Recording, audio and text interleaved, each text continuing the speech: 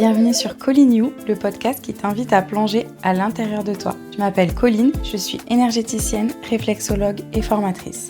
En ce moment, je reçois plusieurs personnes qui me connaissent très bien. Et aujourd'hui, c'est Maëva qui est une amie de longue date puisqu'on s'est connus sur les bancs du lycée. Donc aujourd'hui, on va parler un petit peu du magnétisme et de comment ça s'est passé quand on s'est connus. Parce qu'on a on a plusieurs anecdotes autour de ça toutes les deux. Et ensuite, on débattra un petit peu du magnétisme dans le milieu hospitalier, puisque toi, tu es dans le circuit depuis plus de 10 ans maintenant, donc on prendra ton avis. Donc, bienvenue Maëva. Merci, très contente d'être là. Avec plaisir. Donc, comme je disais juste avant, nous, on s'est connus quand on avait 14-15 ans, je crois. Ouais, En arrivant au lycée, on était dans la même classe. On a fait nos 2 ans ensemble. Moi, je me souviens plus trop si à ce moment-là, je t'avais déjà exprimé le fait que j'étais magnétiseuse, que j'avais du magnétisme, ou si c'est que dans les années suivantes que c'est venu. Au lycée, je me souviens pas, tu m'en avais pas parlé, mais en fait, j'avais déjà des problèmes au cervical et des tensions vraiment très fortes au cervical, au trapèze, tout ça. Et je me souviens que juste vu qu'on est très tactiles toutes les deux, on est très love to love, voilà. Et du coup, c'était super agréable. Tu me proposais des massages, tout ça. Et en fait, durant ces massages-là, il y avait eu énormément de chaleur alors que moi, je croyais pas du tout à ça en plus au départ. Moi, tout ça, c'était très lointain. Et il y avait eu énormément de chaleur, énormément de ressentis, même des fois à pas pouvoir finir le massage. Et voilà, on avait ressenti ça, mais on n'avait pas de suite parlé du magnétisme. Okay. Tu m'en avais pas du tout parlé, ouais. Ah d'accord. Ah tu vois, pour moi, je pensais que... Non. Je t'en avais parlé ou que c'était arrivé plus tard, parce que du coup, après ces 2 années au lycée, on a intégré l'école d'aide-soignante ensemble, ouais. Encore une fois dans la même classe. Et moi, c'est là que j'ai le plus de souvenirs. Ah oui, là, oui, par contre. Ouais. Là, tu m'avais soigné énormément de choses, mais du coup, là, c'était concret parce que tu m'en avais parlé et tu m'avais dit à quel point mon corps, enfin, mon énergie collait avec, du coup, la tienne, quoi. Et c'est vrai qu'au début, j'étais réfractaire, mais ça m'a tellement soulagée de plein de maux, même au lycée, en fait, de par aussi ma santé, mon hospitalisation et toute la récupération qu'il y avait eu derrière. T'avais vraiment été un élément important de ma récupération. Ouais, moi, dans mes souvenirs, on était en cours et tu disais trop rien parce que tu râlais jamais, tu te plaignais pas trop de la douleur, mais ça se voyait. Et du coup, je posais la main sur ton ventre et on continuait d'écouter le cours et de faire comme si de rien n'était. Et puis, au bout d'un certain temps, j'enlevais ma main et tu me disais ah ouais, ça va mieux, ou alors tu me disais laisse ta main. Et puis c'était un rituel, en fait, c'était normal. Ça. Quand t'avais mal, je posais ma main. Ça, puis... c'était mon médicament. C'est trop bien.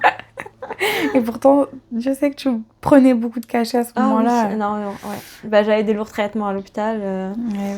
Sous perfusion, un truc comme ça. J'ai raté 1 an sur 2 presque, et pourtant j'ai réussi quand même. Mais c'est vrai que c'était compliqué. C'était compliqué. Et du coup, toi, est-ce que après ça, t'as fait d'autres rencontres ou est-ce que t'es allée consulter des personnes qui pouvaient proposer ce type de soins? En énergétique, bon, je sais pas si c'est considéré pareil, mais j'ai une de mes meilleures amies qui est sage-femme et qui fait de la fascia, de la gym sensorielle, voilà, toutes ces choses-là, et auxquelles, pareil, je lui disais non mais tu sais, moi tes bêtises là, c'est pas pour moi et tout. Et en fait, c'était partie de la rééducation du périnée, où elle m'a proposé de faire ça en gym sensoriel sur un ballon. J'ai dit mais à quel moment mon périnée va se rééduquer tout seul avec un ballon? Et en fait, après, elle m'a traité mes migraines, elle m'a traité plein de choses, et je me suis dit oh purée, mais ça marche vraiment. Et elle m'a dit mais en plus c'est vraiment, t'es très réceptive. Ouais. Comme quoi, tu vois, quand on n'y croit pas. Ouais, pas forcément. Et c'est la seule personne, bon là en ce moment j'ai celle qui me fait ma rééducation cardio, qui aussi fait de l'énergétique, tout ça. Mais on reste fidèle, je veux pas faire plusieurs, mais c'est vrai qu'elle fait des massages, elle fait de la réflexion et tout ça.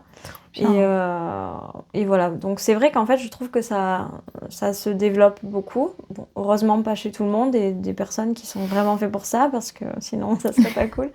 Mais voilà, c'est les 2 personnes vraiment qui ont allié voilà, leur métier d'abord, par exemple, de coach sportif et santé médicale pour la rééducation des gens au niveau cardio, au niveau obésité, tout ça. Et ma sage-femme qui, elle, vraiment le pratique énormément pour la grossesse, pour la rééducation, pour les bébés. Vraiment, voilà. C'est les seules personnes que j'ai en tête. Donc c'est déjà bien. Ouais, c'est déjà bien. Je suis bien entourée. Ah ouais, mais du coup, maintenant, t'y crois, même si t'as encore des petits... Ah oui. Mais principalement, maintenant, que ce soit des douleurs, bon, même si l'ostéo, ça fait pas partie forcément c'est quand même voilà, de ça. Moi, c'est plus mécanique, on va dire, que dans l'énergétique, mais je me soigne comme ça. Souvent, maintenant, par exemple, toi, je viens de voir, parce que j'ai la chance comment dire, de recevoir tes talents depuis toutes ces années. Et je viens de voir quand j'ai quelque chose qui va pas et qu'avant, je serais peut-être allée voir un médecin ou quelque chose comme ça.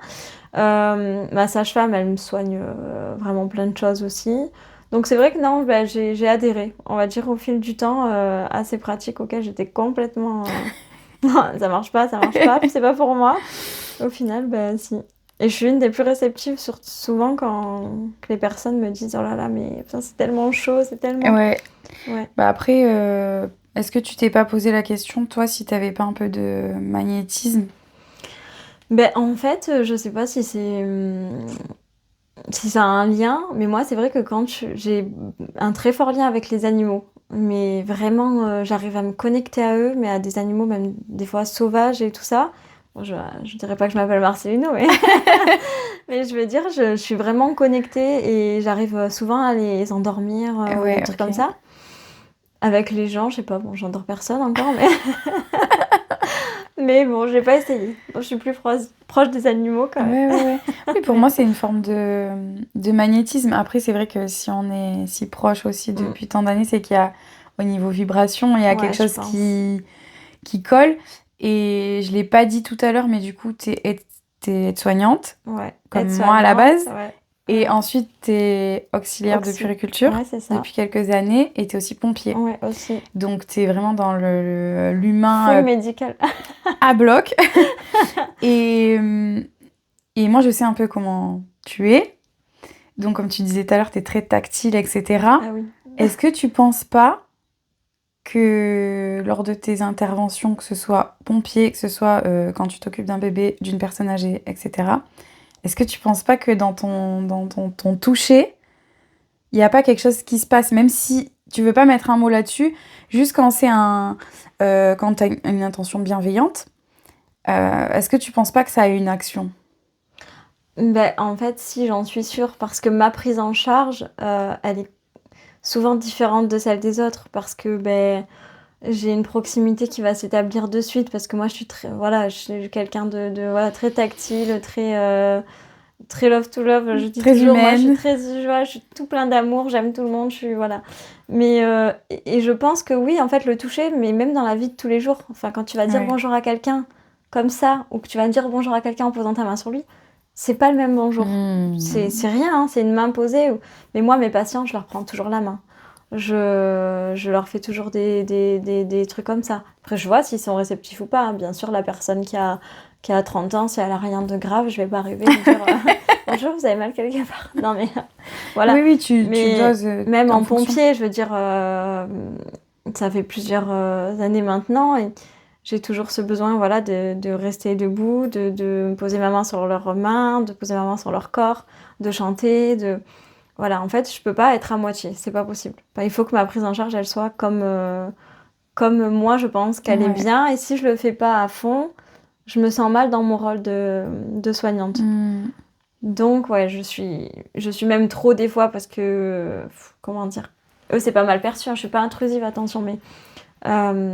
j'ai vraiment besoin d'englober, d'être douce. C'est pour ça qu'on m'a toujours dit que dans la puériculture, j'étais vraiment faite pour ça, parce qu'en fait, je suis très maternante, très maternante, très tout ça. Mais je sais pas si ça a un impact. Je pense, parce que dès que je pose la main sur quelqu'un, ils n'ont pas l'habitude, en fait. Les gens n'ont pas l'habitude de l'amour. Vraiment, je me rends compte, parce que moi, j'ai grandi dans les îles, tout ça, où on s'aime beaucoup, on se donne des surnoms, on se touche, voilà. Et ici, le rapport à la proximité, il est vraiment différent. Et enfin, maintenant les gens me connaissent, hein, Maë. Moi je suis bizarre, je suis différente, je suis comme ça. Mais ça va, j'ai accepté. Et en fait, souvent c'est perçu, oula, enfin, elle est beaucoup trop gentille, elle est beaucoup trop C'est douce, bizarre. elle est beaucoup trop. Enfin, demain tu vas me dire machin, le lendemain je vais me ramener avec ce que tu avais besoin la veille. Mais vraiment, je vais le faire pas par intérêt, j'attends rien de cette personne. Je vais le faire parce que vraiment ça me fait plaisir. Et dans le soin, les patients, ils sont habitués à des soignants. Et bon, il y en a plein d'autres, des soignants super bien. Mais souvent, à cette barrière qu'on impose trop, on apprend trop, même aux stagiaires, maintenant, la barrière. Et en fait, oui, la barrière, mais L'humain d'abord, voilà, le cœur. Il faut un lien d'abord aussi. Donc ton patient, il se sent, c'est froid. Et en fait, quand tu vas voir quelqu'un, que tu commences à lui parler, ou que quelqu'un d'autre tu parles, un chir, un médecin, et que toi, tu es là à côté, je vais prendre la main parce que je trouve que c'est rassurant. Ils vont faire comme ça, tu sais, vraiment, tu prends la main, dessus, ils font un petit sourire, enfin genre, oh elle me touche. C'est sympa, c'est agréable. Voilà. Et c'est vrai qu'on a les opposés dans le médical, t'as des personnes qui vont mettre des gants juste pour toucher quelqu'un. Ouais. Et moi, ça, c'est non, enfin, je peux pas. Enfin, donc oui, je pense quand même, de par mon toucher, qu'il y a quelque chose qui passe, il y a quelque chose qui se connecte. Mais quoi, non, enfin, je dirais pas que j'ai quelque chose de particulier. Les animaux, ouais, j'en suis un peu plus persuadée, mais après, voilà, c'est pareil, parce que je suis à 100% avec les animaux aussi, même quand je les connais pas, mais ça, c'est ma personnalité. Après, c'est différent. Je pense pas qu'il y ait un don derrière, quoi. Tu guéris les âmes aussi d'une Peut-être, d'une certaine façon. Pour moi, c'est comme moi, je suis guérisseuse.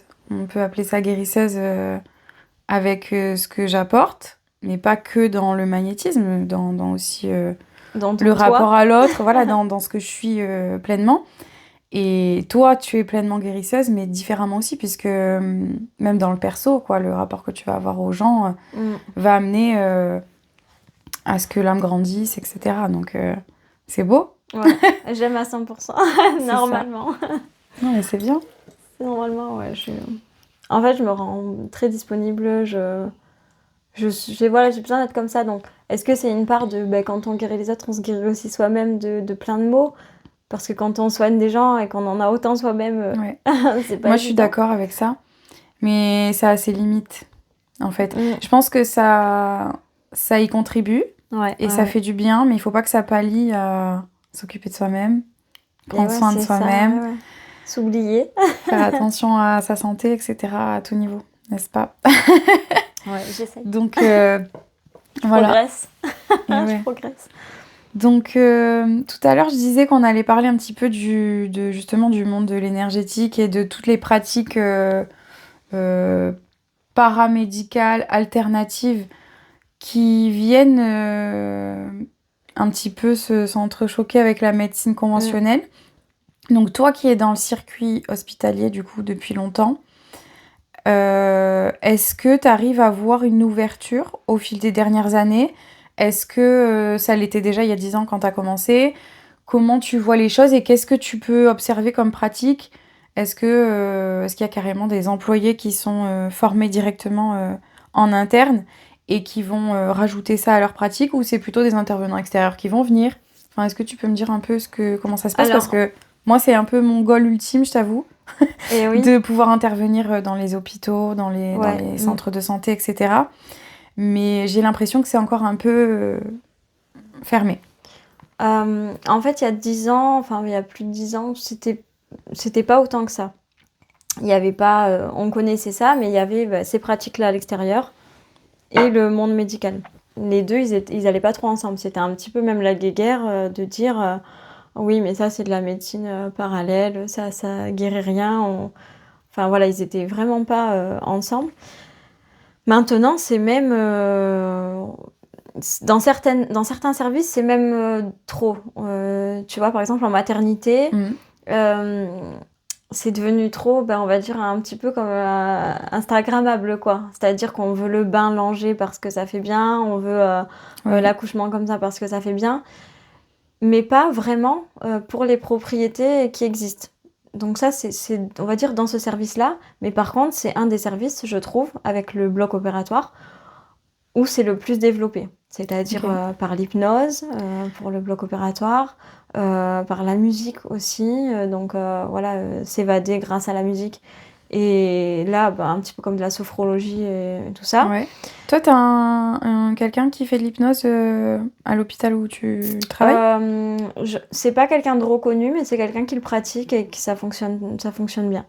Ça fonctionne très bien. Et puis ma cousine aussi, qui est infirmière de bloc opératoire, elle chante. Et en fait, elle a fait même son mémoire sur ça, sur la musique au sein du bloc opératoire, à quel point c'est une Ouais. thérapie. On devrait même mettre comme l'eau, tu vois, l'eau est un médicament. Je pense que la musique est vraiment un médicament. C'est ce qui relie en fait toutes les religions, qui relie toutes les origines. On parle pas la même langue, mais dès qu'on met de la musique, Ouais. ça lie. Et en fait, au bloc opératoire, c'est très froid, c'est souvent on est stressé. Et en fait, dès que tu mets de la musique, voilà, le médical se mélange au patient, le patient se détend. Voilà, on arrive à créer des liens. Ouais. Sans musique, c'est plus compliqué.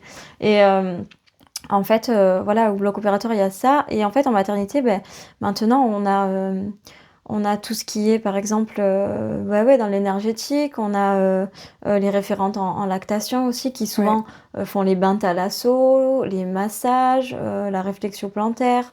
T'as le rebozo, t'as plein de choses, Ouais. en fait, en maternité. Je pense que c'est l'un des services où vraiment c'est le plus développé.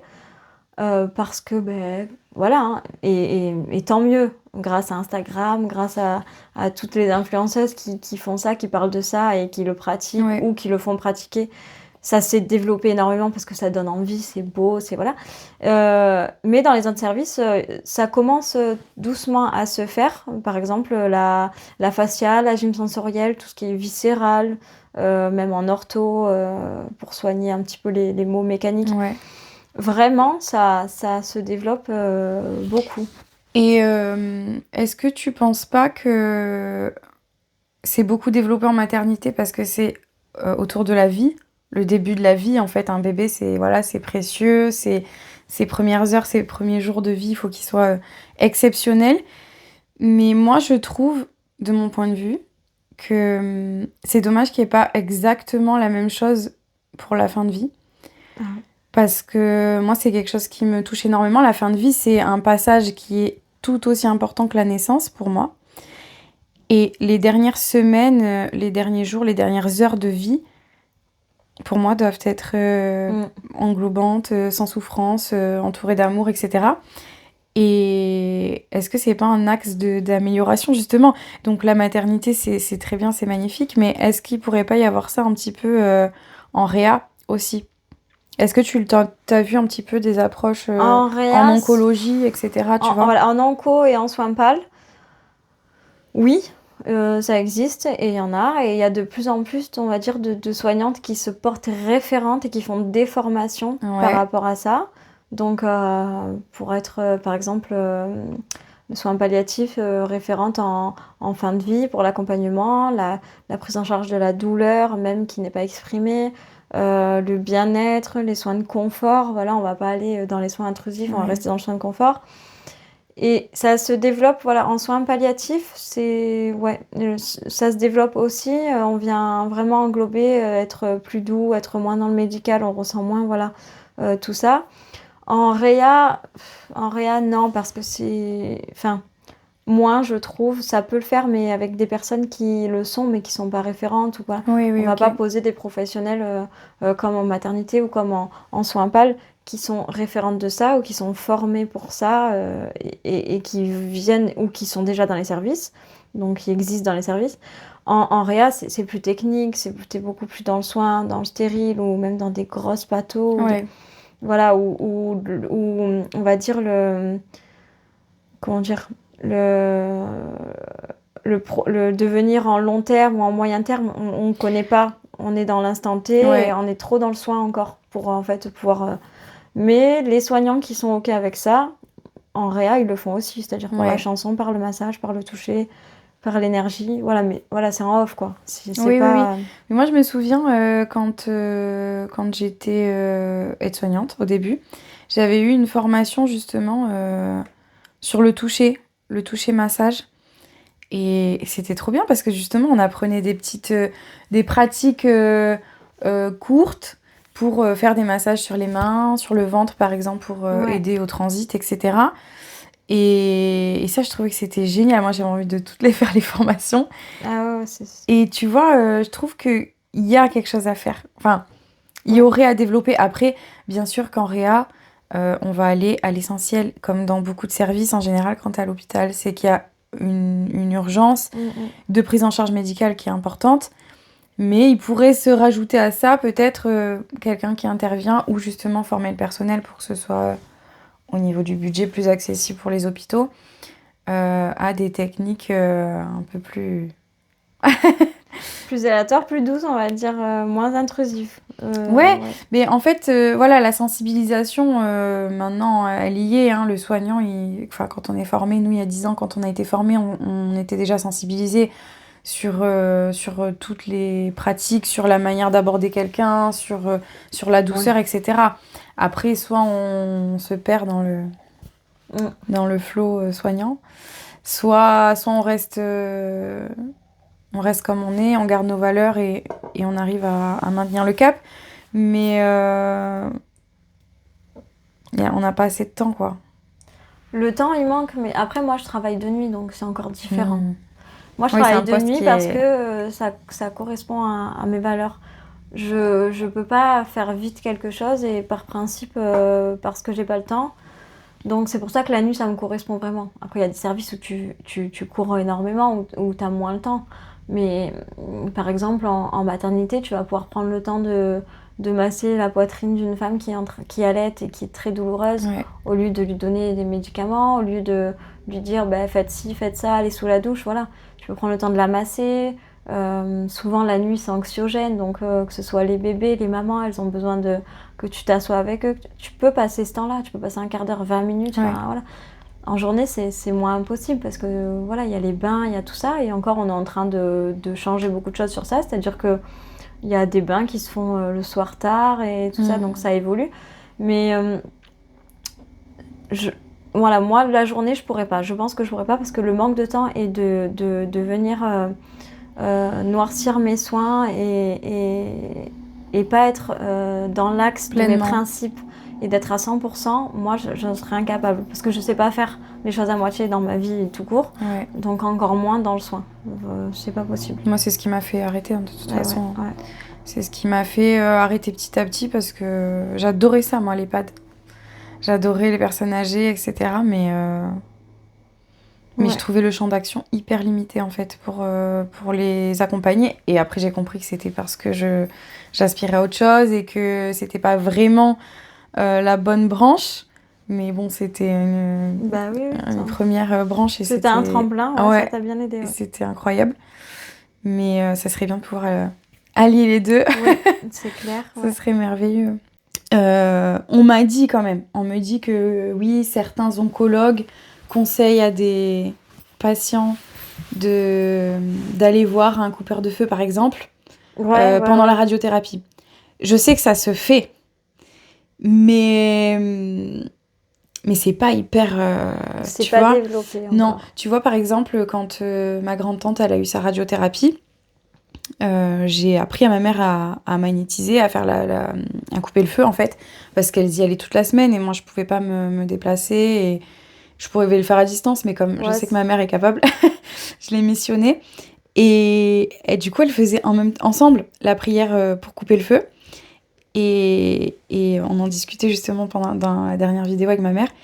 Et en fait, quand elles ont vu l'oncologue à la fin, elle a dit « Oh, ça va, la peau, elle est pas brûlée, quoi. C'est dingue. » Ah ouais. Et tu vois, elles ont rien dit, quoi. Elles ont pas dit ni on a ça. mis une crème spéciale, ni on a... Mais du coup, c'est trop bien parce que ça diminue. On lui a pas sauvé la vie parce que après, voilà, c'était son heure. Mais au moins, ça a diminué C'était plus doux. La douleur. Oui. Et puis, ça lui a fait du bien à ce moment-là d'avoir cet accompagnement-là, quoi qu'il arrive.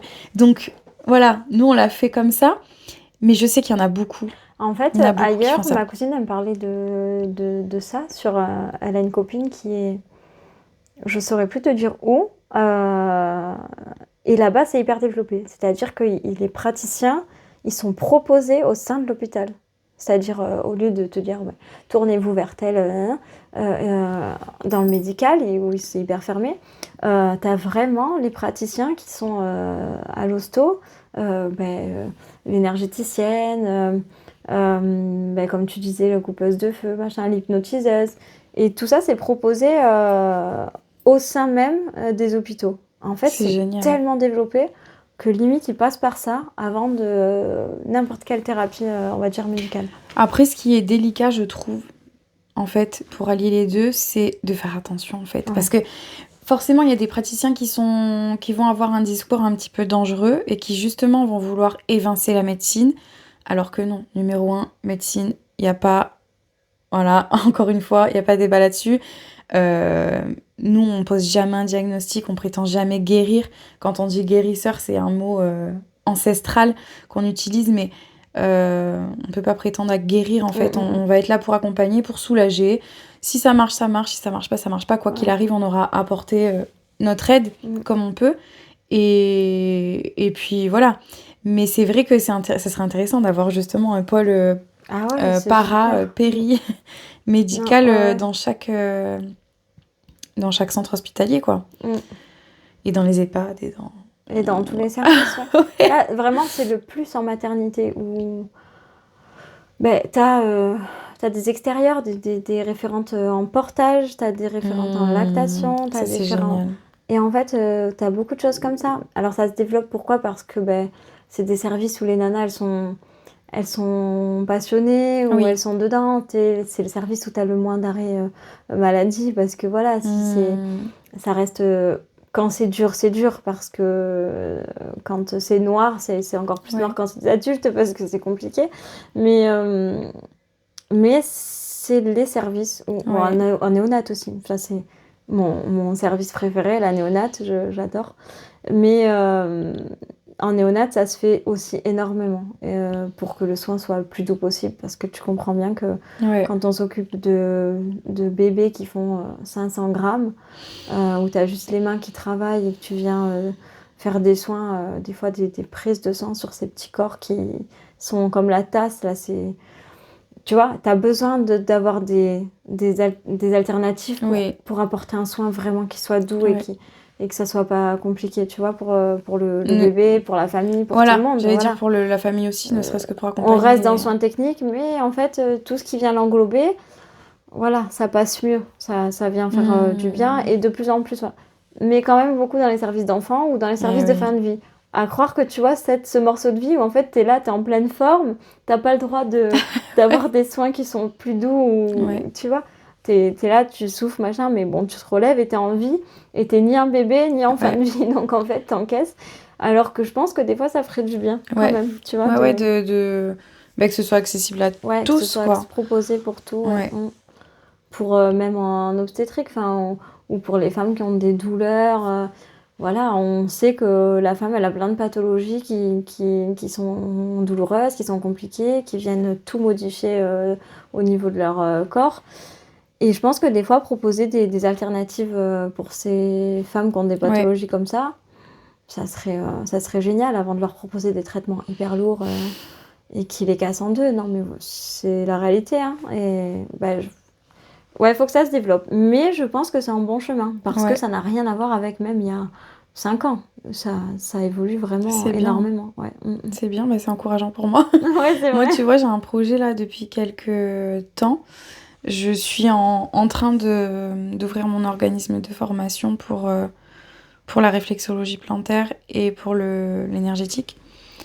Et j'aimerais, quand tout sera aux normes et que je pourrai proposer des financements au centre hospitalier, au centre de santé, j'aimerais justement proposer des formations adaptées aux soignants pour des formations sur 1 ou 2 jours pour de la réflexologie plantaire, par exemple, génial, et palmaire, parce que ça peut être... C'est bien d'avoir les deux. Et comme j'ai cette approche, justement, j'ai connu, je sais ce que c'est, et je sais le temps qu'on a, et de quelle manière on peut l'inclure dans un soin, dans une toilette, etc. Mon but, ça serait de pouvoir former les soignants, tu vois. Ça serait super. Ça. Au moins là-dedans. Après, si si l'établissement est ouvert, je rajouterai un petit peu d'énergétique parce que voilà, on peut pas faire de mal, on peut faire que du bien avec. Mais voilà, ça serait le top. Non, mais c'est vrai que ça, c'est 2 pratiques qui pourraient être intéressantes. Et souvent, dans la douleur, rien que Absolument. mécanique, en fait, rien que le toucher des mains, le toucher des pieds, ça fait énormément de choses. Moi, j'ai été hospitalisée en soins intensifs en alitement.